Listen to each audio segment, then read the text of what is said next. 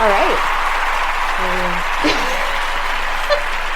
Welcome to Between Two Pastries. This is Nicole. Hey, it's Annie. We got a topic for you today. We do. Where's my microphone? I smushed it. Yeah. So today we're going to talk about... This one's going to be serious. It is. That's going to be really... This one's tough. Really, this is going to be a thick discussion. So the first thing we actually want to talk about is BMI and the kind of your body mass of it. index. Yeah. What is it? Right. It's the stupidest thing on the planet. It literally is a stupid thing. It's a calculation essentially. Well, it was created for astronauts by white men. No, I mean I maybe say that tongue in cheek, but really, like, it was not meant to be used as a health tool. Sure.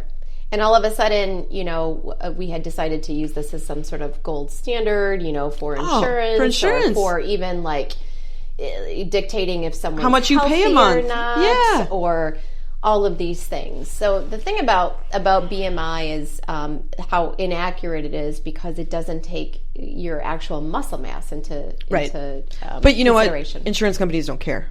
That's Right. the problem. Right. They only care about, your weight. Oh, that's the number. Yeah. And the argument I've heard from a lot of athletes who, your football players and stuff who do have overweight to obese sure. BMIs, even though they are sumo wrestlers, they're healthy, they're fit in their sport. But because their BMI is overweight to obese in category, insurance companies are saying, well, it doesn't matter because that's the weight on your knees.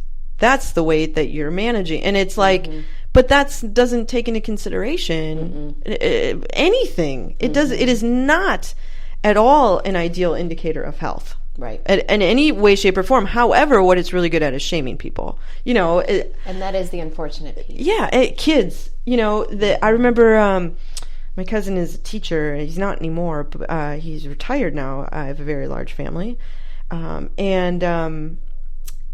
All of those kids were getting on their report cards what their BMI was. And I remember a couple of them locking themselves in their bedrooms crying. Oh, that's because awful. it told them they were overweight. But here's what I want to know. Were they using their growth charts to calculate BMI like you're supposed to? Or were they using an adult BMI? Right. Which is probably more accurate. Which is... So, like...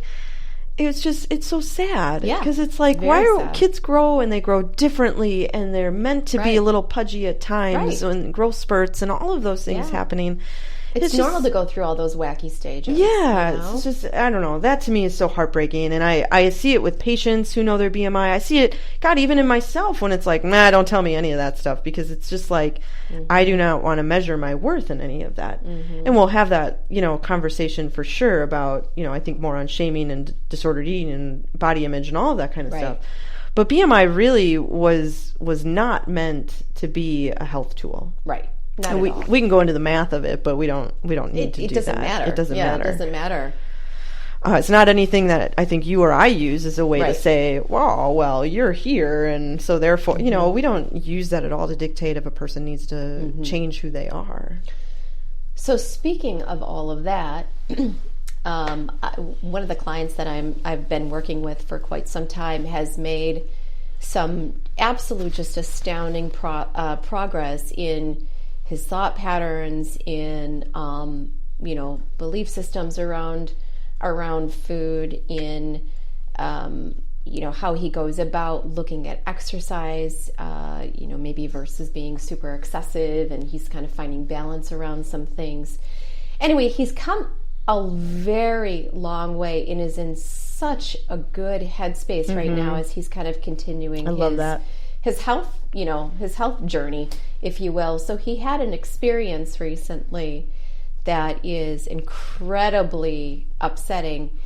And I have to give him so much credit. I know he's listening. I am so beyond proud of this man because instead of potentially wallowing in his experience, he decided that he was going to use his voice very eloquently and take action and also bring awareness. And I just Oh, he advocated for himself. Yes, The empowerment is unreal through this. Yeah. I love it. Yeah.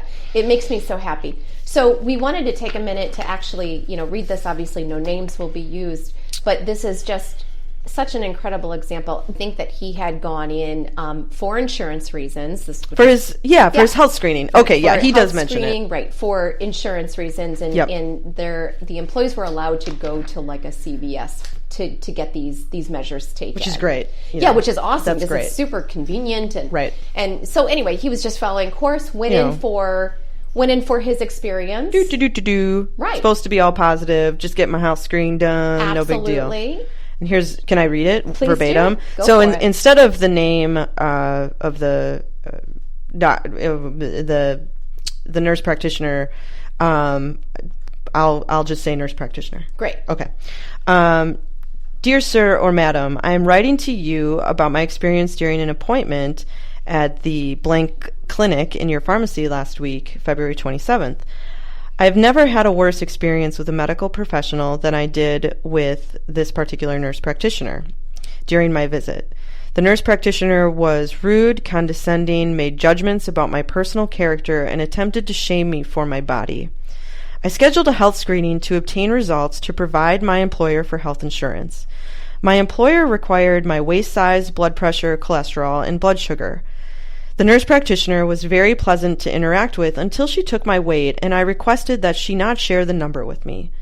At the end of the appointment, after telling me that my numbers were good, the nurse practitioner told me my weight was obviously a problem and that she knows I'm ashamed of my body because I declined to be told my weight.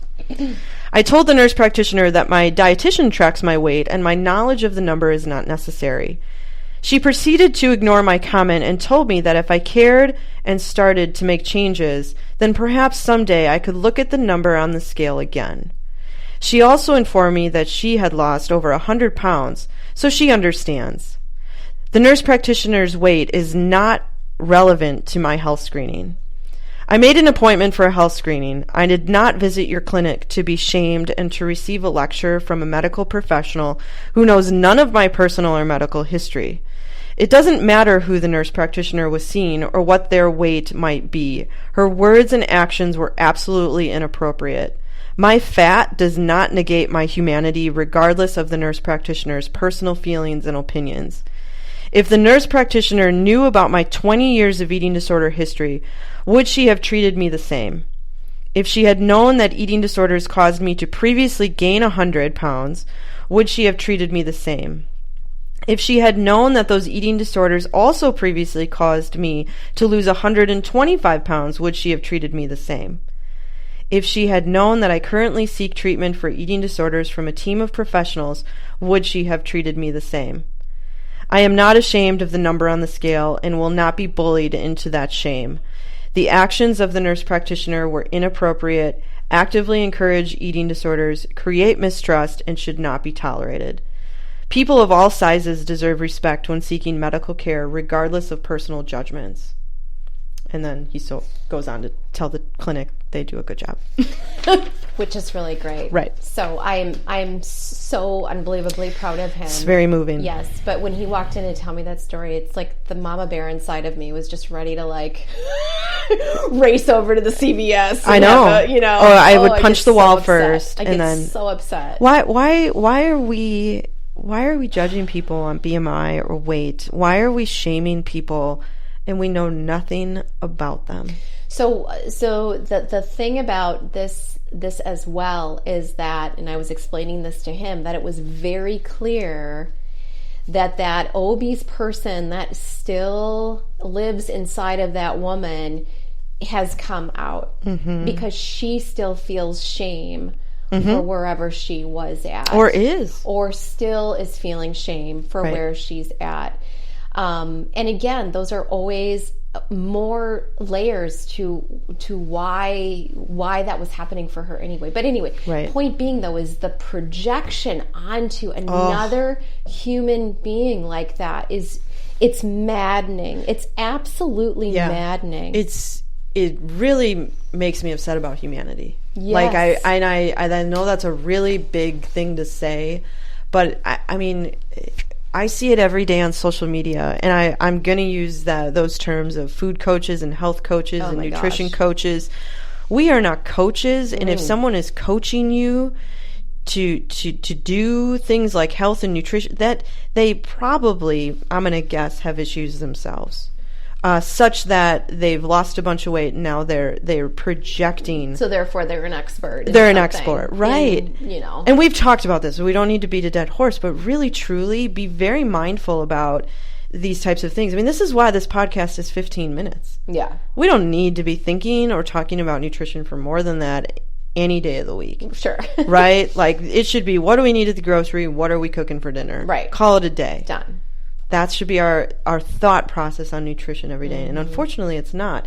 But because we have all of this shame still happening, like, we can't have this from our healthcare providers. Right.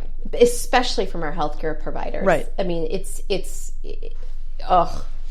And but unfortunately, it starts with, we go back to how we started this conversation with BMI. Right. It goes back to how health providers have to look at these numbers because that's what insurance companies want. Sure. So we don't get away with saying, I mean, in all of my charting at work, I have to comment on BMI. I have to talk about which percentile all of these kiddos are in, or that what category an adult is in. Even though they might be fit, they might be in the best shape of their life, they might be healthy. You want to put whatever label you want on it. I have to comment on it, and that's going to dictate whether or not insurance covers them or not in many cases. Right. Well, that's a load of horse crap. It is, absolutely. And now we add a layer of shame to that as well. Not only is your BMI this, but let's be shamed about it. I mean, it's just horrific. It is horrific. And then you'll have the person who has a very low BMI, but is so sick because they're completely starving, or they're in such limitations to what they... Oh, congratulations! Yeah. It is absolutely and completely appalling. I'm going to give a quick personal story in regards to this. So, I really had struggled with an eating disorder in high school. And again, this was all brought on because of the tremendous amount of stress within my household. And it took actually my girlfriend saying, I don't want you to die. And I'm not thinking I'm going to die. In fact, I don't even know that I'm doing anything wrong. But she kind of made me snap out of it, although the issue was never really dealt with on a personal level, of just the deep amount of stress and what I was carrying and all this kind of stuff. So it represented itself again during another extremely stressful time in my life. And what was upsetting me so much is that it wasn't that with an eating disorder for me, it was literally I couldn't eat. It was like my stomach would not allow for food because of the anxiety, not with eating at all. It had nothing to do with that. The anxiety in my life, the stress in my life was so grand. It was unbearable. Yep. So I could eat, but I ate such small amounts because it was virtually impossible. Right. Point being, again, just had to give a background. I apologize for spending the time on this. My point, though, is that the part that made me so upset was when I was with clients. I had a woman who said to me, "You're supposed to look that way because you're a billboard for your practice." Oh, my God. You're healthy because you look that way. I was in outrage. A 91-pound woman is not healthy. Grown woman is 12-year-olds maybe healthy. So I would get comments like that, and I would have to immediately stop them and say, if you think sick is healthy, and then we would have a real conversation around it. So this whole concept of judging people for how they look, or determining, because they look a particular way, they're healthy, this has got to go. We have to start seeing people on a soul level and for who they are. Right. It's incredibly, we're going to run out of time. I'm so sad about this, and I'm sorry to leave on this. We will keep this conversation going. We'll keep it going, guys. Tune in. Love to you all.